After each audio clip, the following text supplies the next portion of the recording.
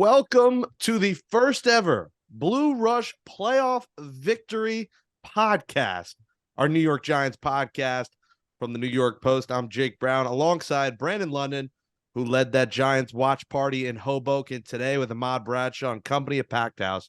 Lawrence Tynes, two-time Super Bowl champion in the building, watching from the comfort of his home.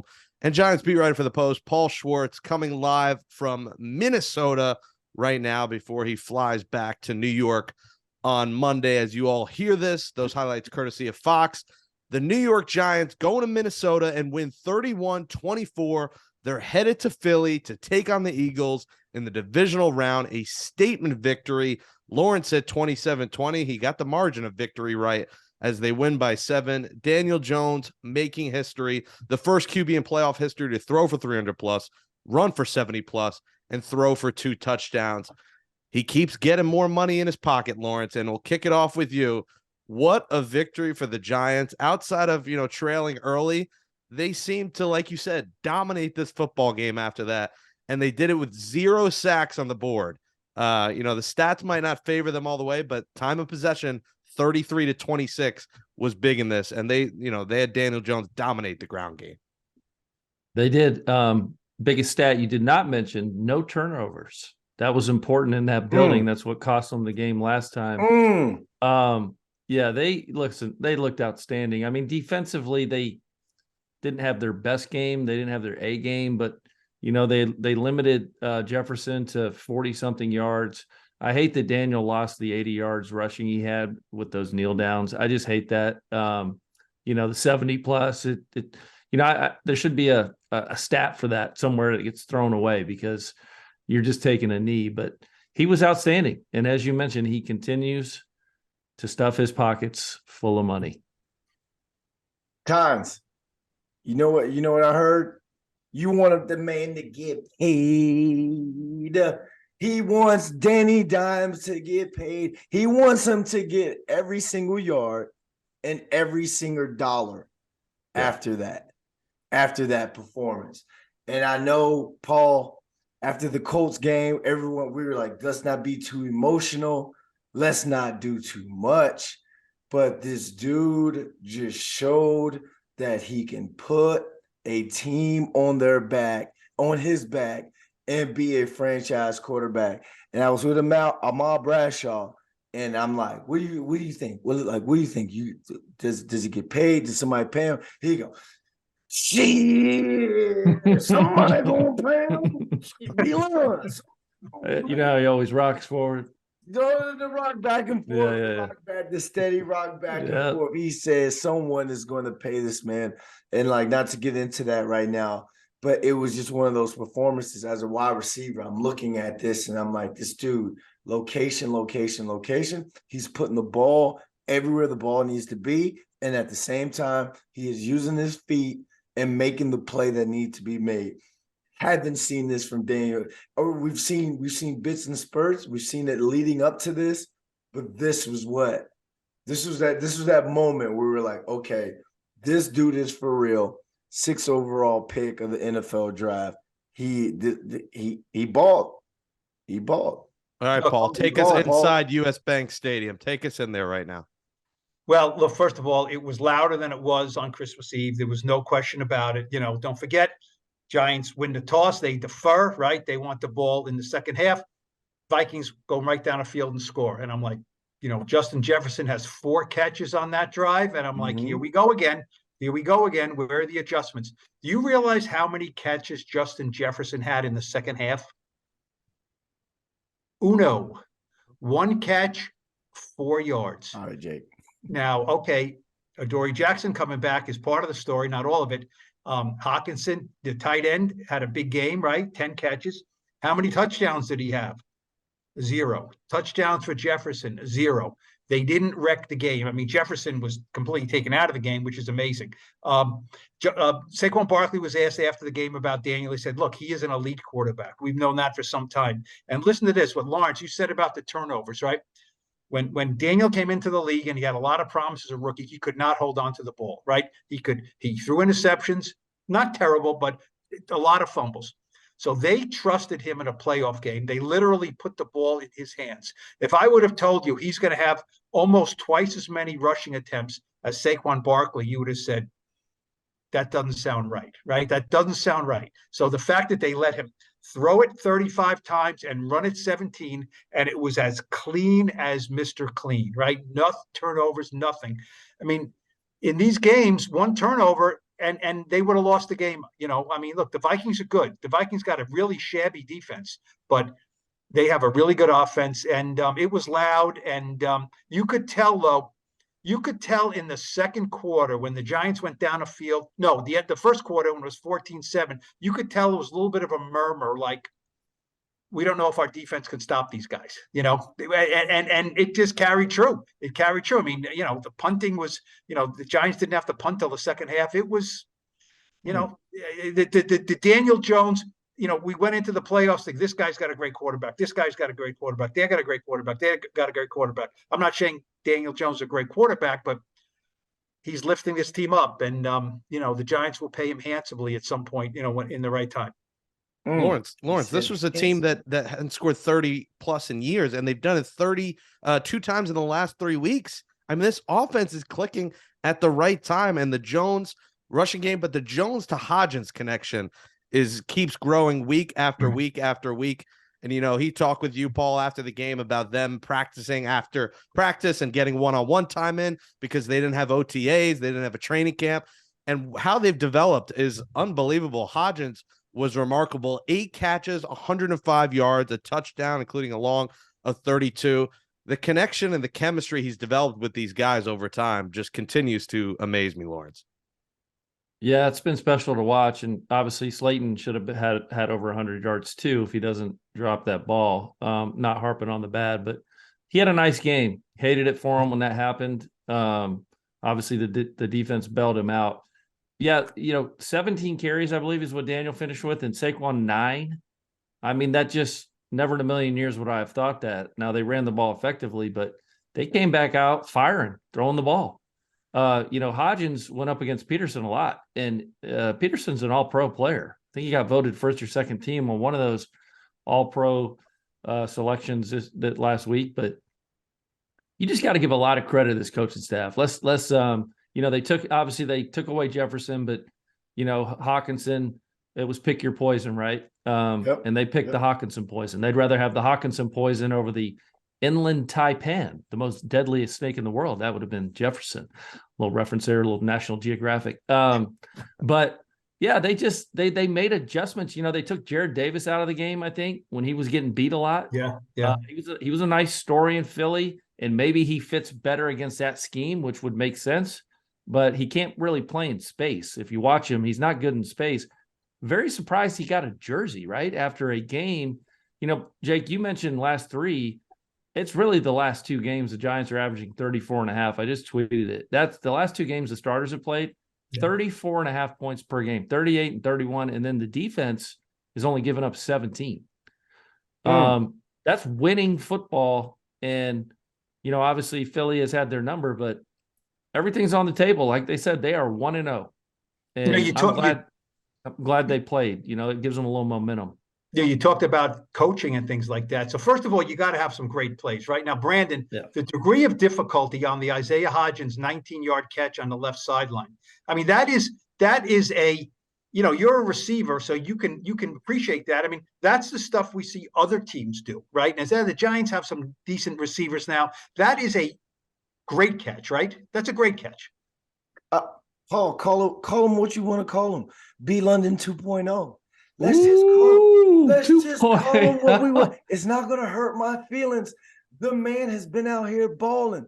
We look and we talked about the numbers about every wide receiver that came in at that trade deadline. Every wide receiver. And I talked to him on Wednesday when I was in the facility with you guys, Paul. And I was asking him, all right, we talked about TJ Hawkinson, what he did last game. Talked about Justin Jefferson, and not only what he does that last game, but every game. Do you guys, after putting up 200 and I believe 59 yards as a big 3, as their own Giants big 3, you guys feel like you're the underdogs and you're not being talked about enough? and he just gave me that light-skinned Drake smile. Like, it's the smile that light-skinned guys have when it's like Chico DeBarge or something. It's like, we know we're the man, like, but we just want to be kind of humble because I think I'm on TV right now. And he just gave that, we know what we can do. We know we work hard. And I was trying to push him, but that's just, he gave me the whole humble approach when it came to it. And when we talk about Daniel Jones, I'm like, how you guys get that chemistry? Like what have you seen from 8 throughout this week? And he was like, it was that coaches, players talk like, oh, we're just gonna do the same things we've done every week. But again, it was that stay behind after practice, get that work in, get those extra touches, get those extra reps in, and you just absolutely saw it. You just absolutely saw it, Paul. And you know what? I like the fact we talked about that great play. Then you need good coaching. So what happens? There's some debate. Was he in bounds? The Giants rush to the line, right? Don't let any kind of challenge. Throw a deep ball, right? So they throw a deep ball, has a chance, out of harm's way, and they don't let them, Daniel was so unflustered in this game. After the game, guys, this is something people wouldn't know. So after the game, he's up at the podium, right? He's being Daniel, very humble. And all of a sudden, halfway through his press conference, over the loudspeaker, they start pumping in the Vikings. I don't even know who it was. A Vikings player was being interviewed, and it was loud. So you couldn't hear Daniel anymore. So Daniel's just standing there. He's looking around. He's like, okay, what do I do? And he's almost like, okay, can I leave now? And we really weren't done with Daniel. So they're trying, a technician comes in, they try to turn off the audio. They can't do it. And Daniel's just standing there, he's just like, nothing bothers him. And then they finally said, you know what? Let's go outside, So we go outside to the little room on the side there, and we just get around Daniel and talk to him a little more intimate setting. And he just walks over there like, yeah, whatever. He doesn't big time anybody. He doesn't do anything. It's just like, all right, you want me to talk over here? I'll talk over here. He was asked, what does this first playoff mean to you? And he says, well, it was us, we. And then another writer said, no, we asked, what does it mean to you? And he just said, it means a lot. Then it means a lot to all of us, he said. I mean, he just won't, he won't do it. You know what? On Saquon's 2-yard touchdown run, right, which he carried 325-pound Dalvin Tomlinson into the end zone, right? The former Giant. He said, Daniel Jones, Saquon said that Daniel said to him, he said, LFG. He said in the huddle, he said, LFG, you're scoring. What does that mean, Paul? What does that mean? Say it. Please. So, no, I will not say it. First of all, it's a family podcast. Let's effing go. Hey, Dalvin Tomlinson, a friend of the show, too, by the way. So he goes, so I looked I was standing right next to Saquon, and knowing Daniel, I'm not so sure. I said, Saquon, did Daniel say LFG, or did he say the words? And then Saquon laughed, said, no, he said the words. And then he said, Saquon goes, well, if I say the words, will I get fined? And I said, I won't fine you for it. But, he said, that's the relationship we have. Daniel challenged me. You're going to score here. Let's effing go. Those two have something special. I mean, they had a friendship from the start. They have, they're different guys. Saquon is a megastar. Daniel's finding his niche as a really good quarterback. But those guys have a bond, man. They are real. You guys have both been in locker rooms, and you say, there's a couple of guys who are really close, right? Those guys are really close friends, and moving forward, it's really interesting to see, how long they stay together and what things they do together. There's a really good quote, Paul. I don't know who said it. I must have heard it. It said, great friendships are forged through shared failures. Mm-hmm. And they certainly have had that. Yes. And it's brought them closer together. They've been to the pits of hell in that franchise, and now they're on top. Yeah. It reminds me of you saying that he actually said the word, or he didn't, or did say the words. It's like when Dave Chappelle on the Chappelle Show talked about Tiger Woods, and he was like, for shizzle. Well, it wouldn't have surprised me if Daniel did say LFG, right? It wouldn't have surprised anybody if he did. You know what? I've heard Daniel can drop them. I'm telling you, he can drop the F-bombs. He can, he can. There's no question about it. And look, if you're going to challenge someone, you might as well challenge Saquon Barkley, right, to get 2 yards. because he's not going to be denied too often. He ran well. I mean, he had 9 carries for 53 yards. He averaged almost 6 yards a carry. It wasn't like they were getting stuffed. Yeah. No, there were several times when the Giants had a lead, 17-7, 17-14.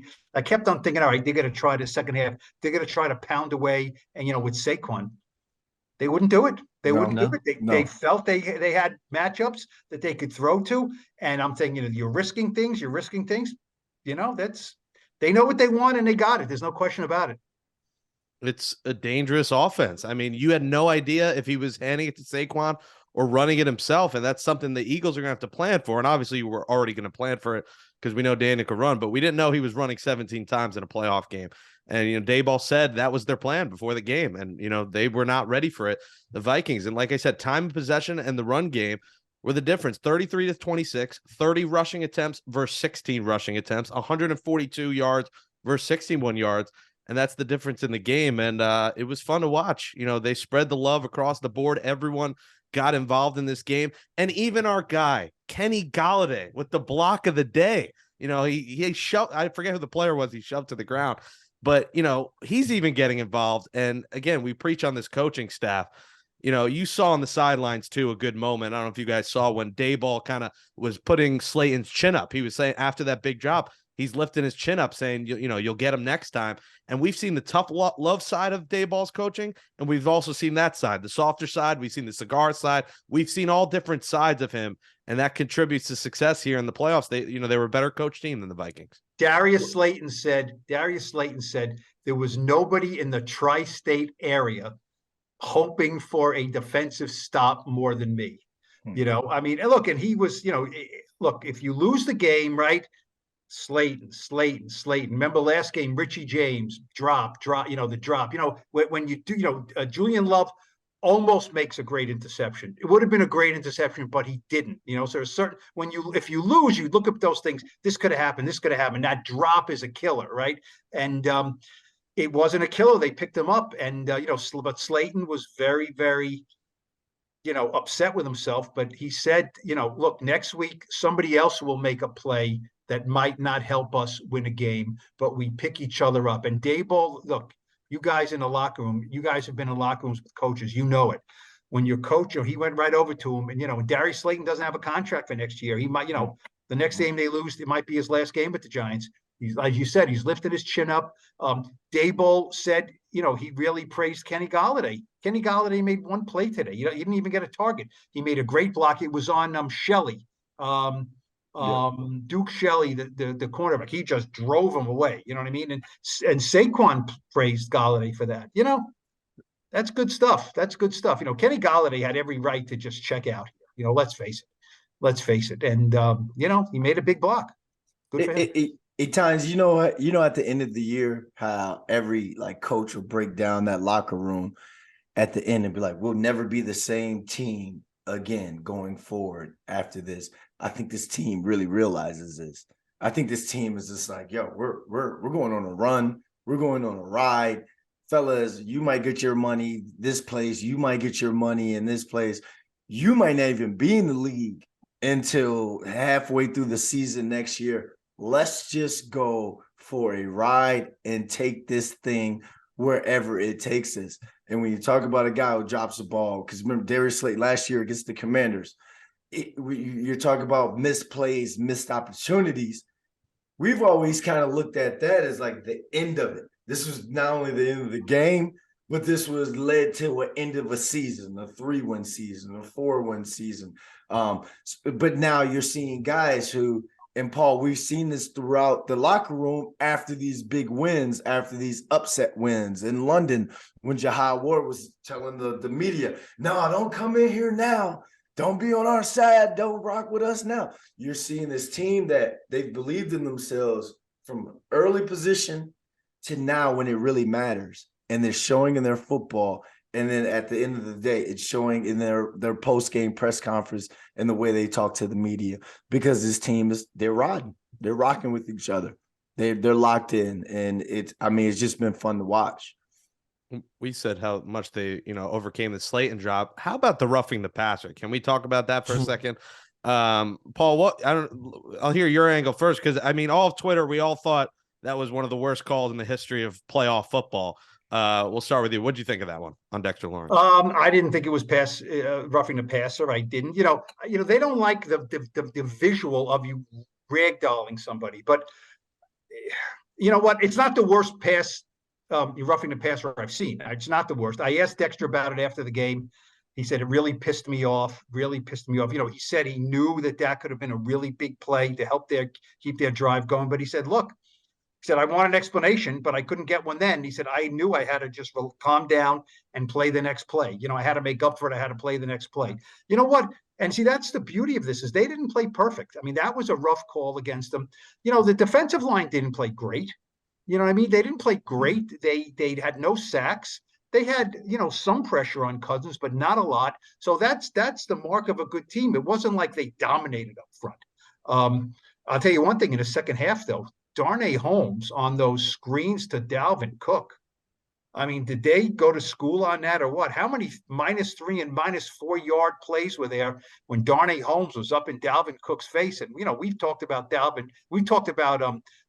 Holmes a bunch on this podcast. And, sometimes we've criticized them, but, these guys aren't perfect by any stretch, but he played well. I mean, Dalvin Cook, who can really hurt you, he had 6 catches for 10 yards. Okay. Now that's not doing a whole lot of damage, is it? That's not doing a whole lot of damage at all. None. The biggest, the roughing the passer. I mean, you just hold your breath now anytime a player touches a quarterback, and that's any team. I mean, it's gotten so ridiculous. The best play on that drive was Cordell Flott. Yeah. That play he made. He loves this guy. I'm telling you, y'all are seeing it. That dude can play. I don't even know if he was in very much, but they put him in that situation, and he chases KJ Osborne, who can fly, and textbook coverage, gets his arm in there and makes a play. I'm getting ahead of myself, but he might be your CB2 next year. He is good, really good player. But overall, they just, I'm surprised too. They did not. I'll be interested to see the numbers tomorrow when they come out. I don't think they blitzed very much. I really don't. I don't think they blitzed a lot. Now Kirk was throwing the ball, getting it out quick. They started to run it a little bit early, but I'll be honest with you. I think they were below their average for blitzing. I think so too. Yeah. And then when we put McKinney on Hawkinson, it slowed him down a little bit. Obviously, he had a big game, but he didn't have any chunk plays. It felt like late, which would have hurt us, but. Yeah, they're clicking, man. It's fun to watch. I'll tell you what. Yeah.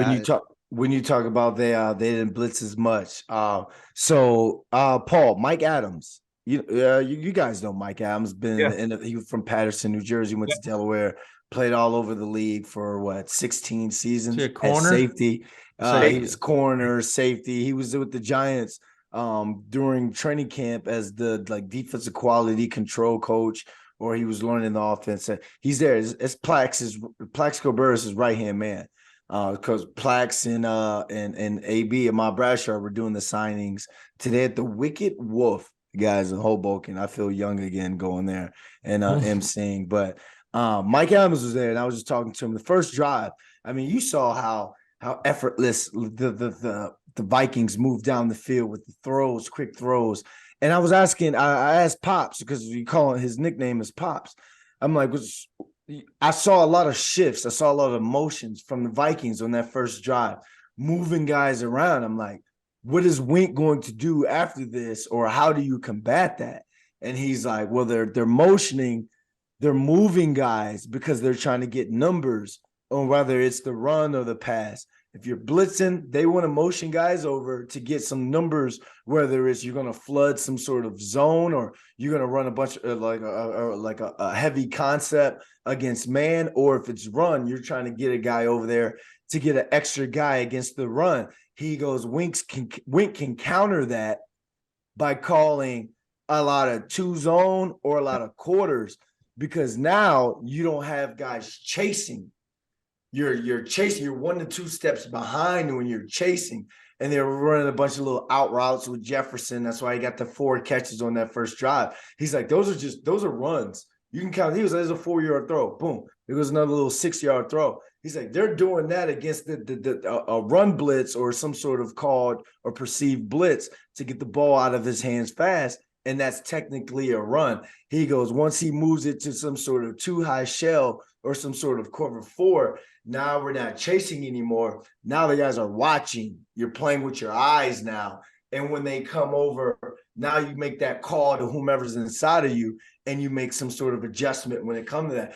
And I'm sitting there watching the entire time. You didn't see guys chase emotions, after that first drive and like throughout the game. So what I got to saw, I love watching the game with defensive players, so I can ask them questions and what was what.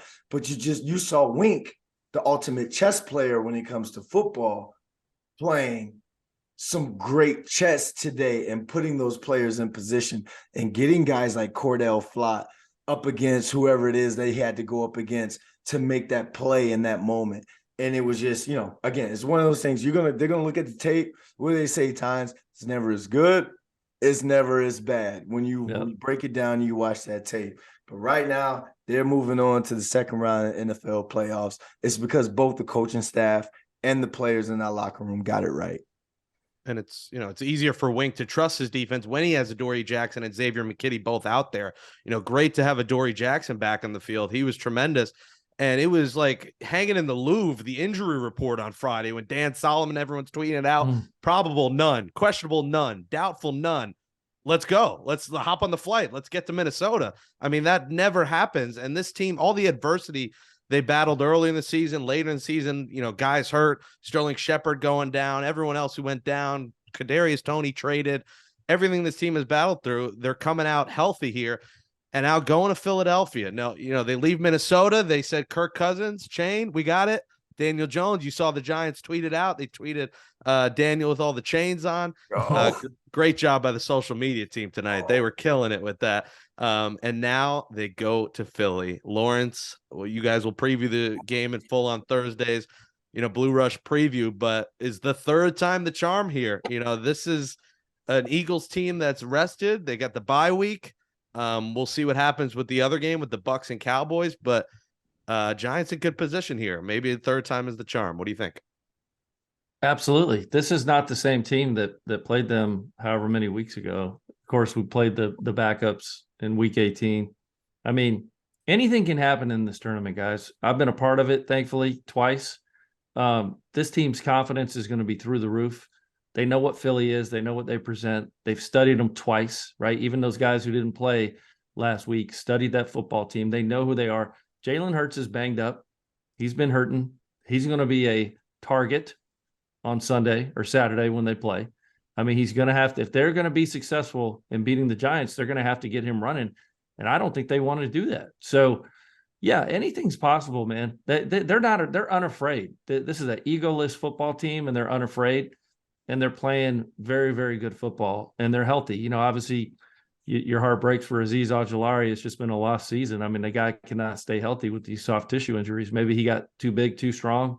I know he put on a lot of weight this offseason, but, man, I mean, it's one thing. It's a calf. It's another calf. It's a thigh. I mean, these are things that, as an athlete, you think you have control over. You do, for the most part, and I don't know what he's doing in his diet. I'm not here to bang on him when he's down, but they're missing him. They really are. And I don't know how much he played. He didn't play a whole lot. I didn't see him a whole lot in there at all.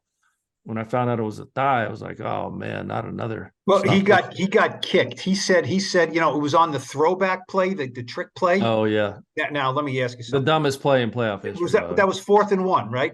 Yeah, let's throw it to Kirk Cousins and let him run. I mean, throw it to Jefferson, back to Kirk. I mean, 4th and 1. How about the Giants 4th and 1? They sneak it or they give it to Saquon. I mean, I thought it was. Paul, let me ask you this question: is Coach of the Year, like, that hasn't been it's no, yet, has it? I don't think it has any. No, but I think the voting is in before the playoffs. Oh, it is. Okay. Yeah, I think so. Right. I think it's before I think it's a regular. I'm not sure. I've never voted. I think it is. But Ojulari said he thought he got kicked by Cousins on the play because he was there. So look. Yeah. So I mean, it's soft tissue. But if you get kicked, you get kicked. He was not happy after the game. I don't. He didn't declare himself out, but he said, "I just can't avoid these injuries." He was ticked off. Yeah, I mean, it's just probably not going to happen for him this season, is what you think. It just doesn't seem like it. But you never know. The thigh, maybe he can come back. And we'll see. But because they need his pass rush. And like I said, the pass rush was not great today. See, that's the good thing. You advance. Look, now 24 points of the Vikings is acceptable.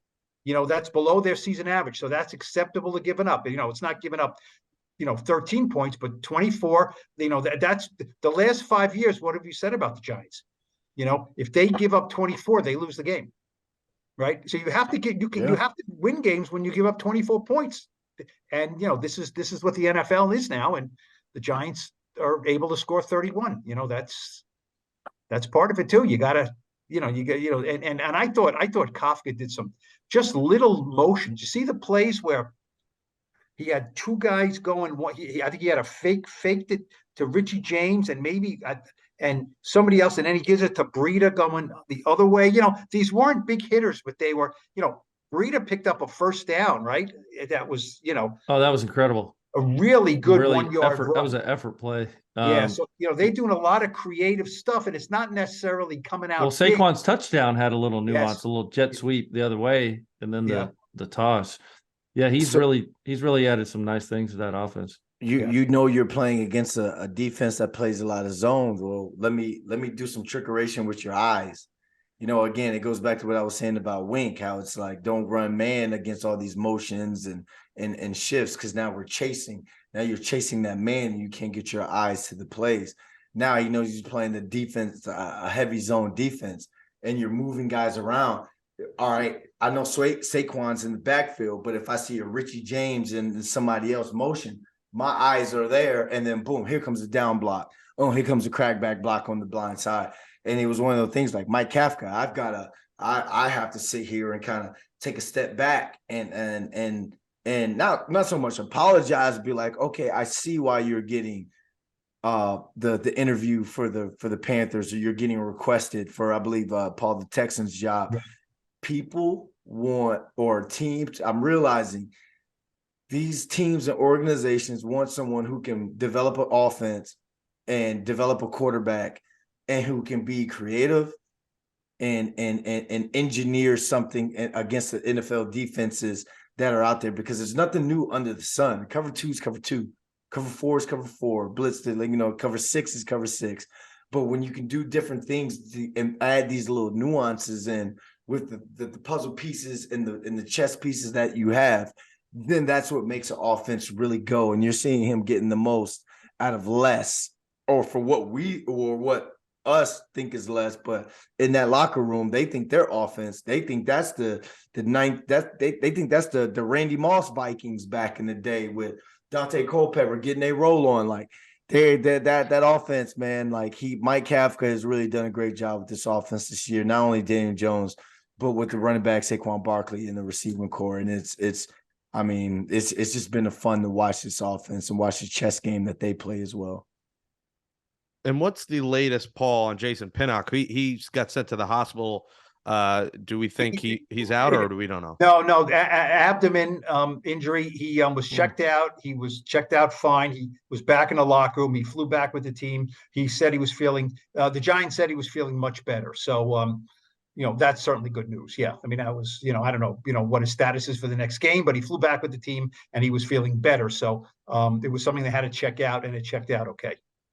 I guess we don't know yet whether the game will be Saturday or Sunday. Dayball. It is Saturday. It is Saturday. Yeah, 7 o'clock or 8 o'clock Eastern. Saturday night, prime time Fox game. on Saturday Fox. Night. Saturday night. And I heard exclusively, that Eagles fans have started drinking now. Okay, for the Saturday night game. Listen, make no mistake about it. This is the last team they wanted to play. And San Fran. You can say all you want about how they beat them, and it's Dallas. We were the last team they wanted to play. Us. We know them. We've seen them. I'm telling you, they're nervous in that building. Hey, that last game they played, it only helped the Giants because the Eagles were going for it. And they were. They could not put a bunch of backups away. So that's why I think this this is not, obviously San Fran's got an incredible defense, but this is a third time around. We saw what can happen. You saw it. You saw it. Yeah. Yeah. Cowboys 07. Cowboys 07. Yeah, I'll tell you, I right now, I mean, I remember in 07, I thought the Giants would beat the Bucks. I did not think you would beat the Cowboys. After seeing the first two games, I'm not a player. After seeing the first two games in that season against the Cowboys, I said, that's a number one seed. They're not going to beat them. I feel better this year about the Giants' chances of going into Philly and beating the number one seed Eagles than I did in 2007 with the Giants and the Cowboys. Momentum. I think these teams that are playing today and yesterday, there's something to be said for that, playing and not sitting. There is. Yeah.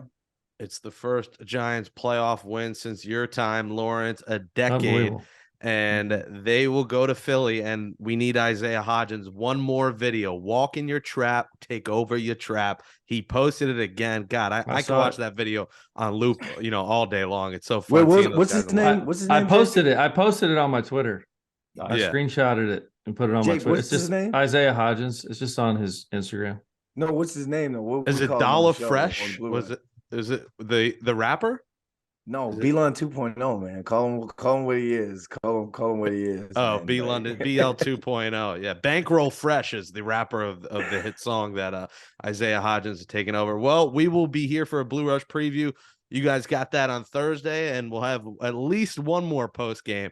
I don't know. I'm with you, Lawrence. I feel good about this team right now. They're riding high, and just the coaching has just been remarkable. I'm excited to see what they draw up next week and to win with 0 sacks. I mean, we talked about putting pressure on Kirk Cousins. 0 sacks, 0 turnovers, 0 victories for Minnesota. The Giants move on to the divisional round. And I guess we'll see you Thursday and then Sunday morning here on Blue Rush. But the Scotsman will close us out next. That says cheerio to episode 140. That's a lot of shows of Blue Rush, our Giants podcast from the New York Post. Thanks to Jake Brown and Andrew Harris for producing the show. Lawrence, this team is special, man. This team is fun. I am feeling something in the air. There could be a run like you guys had in 2008 and 2012. I like this Giants team, and Danny Dimes, he's getting lots of dimes in the offseason. Just for consistency purposes, I'll say I'm chuffed again 2 weeks in a row, Jake. That's chuffed times 2. This team is absolutely wonderful to watch. What a privilege it is. All right, subscribe to Blue Rush on Apple Podcasts, Spotify, Stitcher, or wherever you get your bloody pods. Subscribe to the New York Post Sports YouTube page to watch full episodes of this show. For Brandon London, Jake Brown, Paul Schwartz, I'm the Scotsman, Lawrence Tynes. We will return to your eardrums for the Blue Rush Divisional round preview as we get you ready for Giants Eagles and the disgusting Philadelphia on Saturday. Let's go, Big Blue.